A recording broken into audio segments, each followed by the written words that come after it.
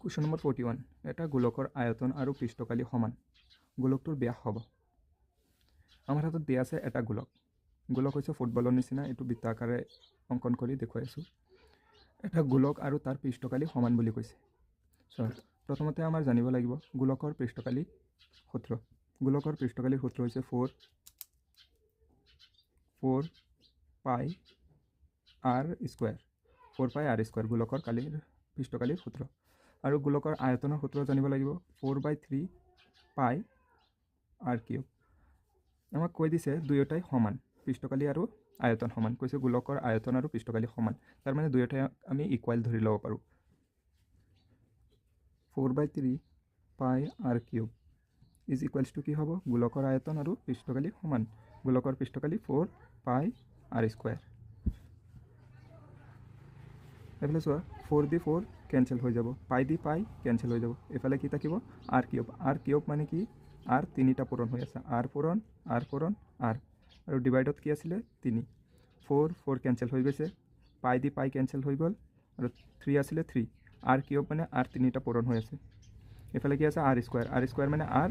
দুটা পূৰণ হৈ আছে r পূৰণ r চোৱা এটা r দি এটা r কেঞ্চেল আৰু এটা r দি আৰু এটা কেঞ্চেল এফালে কি থাকিব r আৰু তলত 3 ইজ ইকুৱেলছ টু এফালে 1 থাকিব যেহেতু r দুয়োটাই কেঞ্চেল হৈ গৈছে এতিয়া 3 এইফালে ডিভাইড হৈ আছে সেইফালে গ'লে 1 ৰ লগত মাল্টিপ্লাই হৈ যাব 3 × 1 3 ইউনিট চোৱা এইটো কি ওলাইছে বৃত্তৰ ব্যাসাৰ্ধ ওলাইছে আমি জানো ব্যাস ইজ ইকুৱেলছ টু 2 × ব্যাসাৰ্ধ ব্যাসাৰ্ধৰ দুগুণ ব্যাস ইজ ইকুৱেলছ টু 2 × ব্যাসাৰ্ধ কিমান ওলাইছে 3 কিমান হৈ যাব 6 unit option B question number 42 একে ব্যাসাৰ্ধ আৰু একে উচ্চতাযুক্ত এটা শংকু আৰু এটা চুঙাৰ আয়তনৰ অনুপাত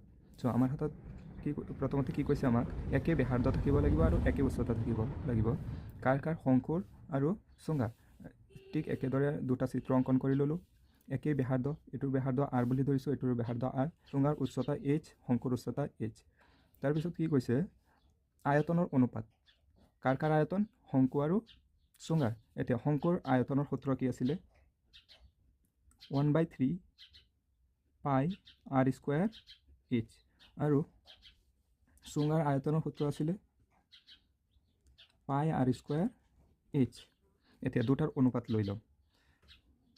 এতিয়া অনুপাত লোৱাৰ আগতে অৰ্ডাৰটো চাব লাগিব কেনেকৈ কৈছে প্ৰথমতে শংকু কৈছে তাৰপিছত চুঙা কৈছে সেইকাৰণে শংকু আৰু চুঙাৰ আয়তনৰ অনুপাত ওলোৱাৰ কাৰণে শংকুৰ আয়তনক চুঙাৰ আয়তন দি হৰণ কৰিলেই শংকু আৰু চুঙাৰ আয়তনৰ অনুপাত ওলাই যাব শংকুৰ আয়তন কি আছিলে 1/3 পাই r স্কয়াৰ h 1/3 পাই r স্কয়াৰ h এইটোক হৰণ কৰিম কিহেৰে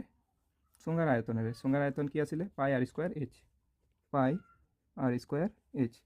h দি h কেঞ্চেল হৈ যাব r স্কয়াৰ দি r স্কয়াৰ কেঞ্চেল হৈ যাব পাই দি পাই কেঞ্চেল হৈ যাব ৰৈ যাব কি 1/3 এইটোক অনুপাতত লিখিলে 1/3 বুলি লিখিব পাৰোঁ চোৱা 1/3 ওলাব শংকু আৰু চুঙাৰ আয়তনৰ অনুপাত অপশ্যন বি কুৱেশ্যন নম্বৰ 43 মধ্যমা আৰু বহুলকৰ পাৰ্থক্য 24 পাৰ্থক্য মানে বিয়োগফল কাৰ পৰা মধ্যমাৰ পৰা বহুলকক মধ্যমা মাইনাছ বহুলক ইজ ইকুৱেলছ টু কিমান দিয়া আছে 24 তেন্তে মাধ্য আৰু মধ্যমাৰ পাৰ্থক্য হ'ব চোৱা তাৰ আগতে আমি এখন ফৰ্মুলা জানিব লাগিব এখন ফৰ্মুলা জানিলেহে আমি ওলাব পাৰিম ফৰ্মুলাখন কি আছিলে 3 মধ্যমা ইজ ইকুৱেলছ টু বহুলক প্লাছ 2 মাধ্য আমাৰ ওলাব লাগে মাধ্য আৰু মধ্যমাৰ পাৰ্থক্য ইয়াৰ পৰা আমি বহুলক ওলাই ল'ম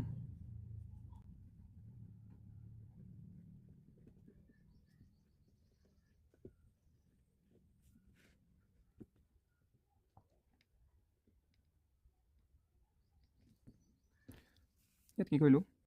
3 মধ্যমা আছিলে 3 মধ্যমা 2 মাধ্য আছিলে ইকুৱেল সেইটো চাইডত প্লাছত এইফালে আহিছে মাইনাছ ইকুৱেলছ টু বহুলক ৰৈ গৈছে এতিয়া ইয়াৰ মান আমি এইখন সমীকৰণত বহাম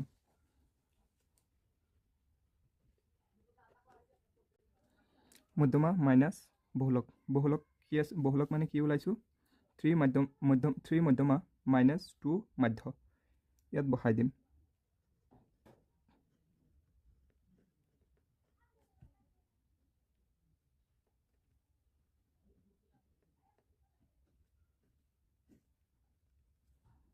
ইকুৱেলছ টু কিমান হ'ব 24। মাধ্যক আমি কেপিটেল এমেৰে বুজাই আছোঁ।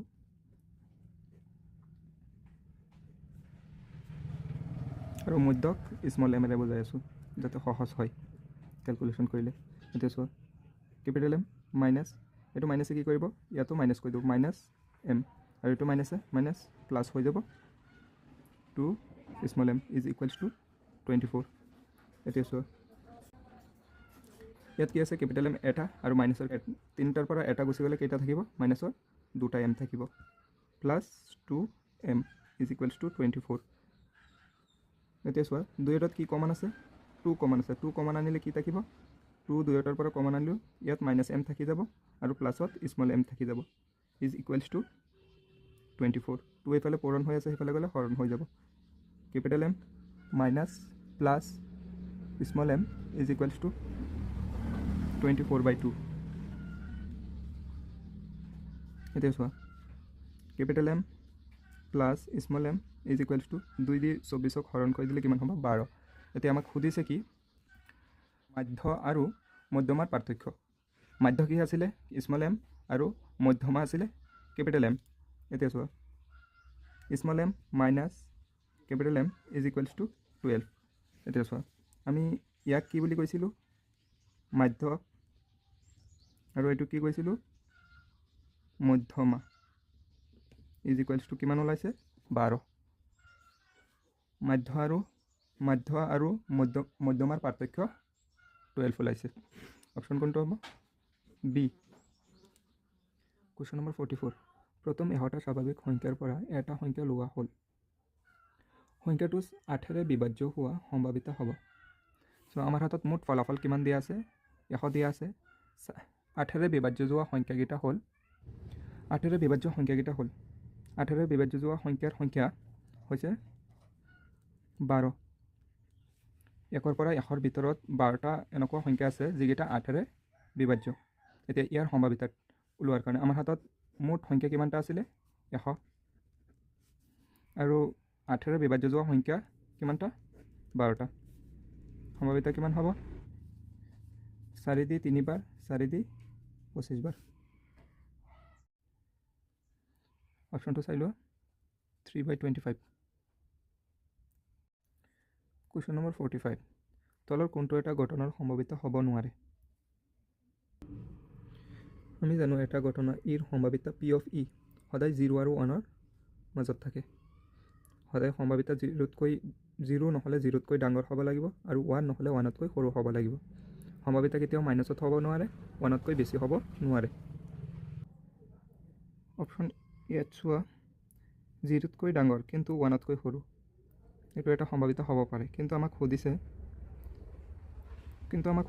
হ'ব নোৱাৰে বুলি সুধিছে। 0তকৈ ডাঙৰ 1তকৈ সৰু, তেনেহ'লে এইটো এটা সম্ভাৱিত হ'ব পাৰে। অপশ্যন চি চোৱা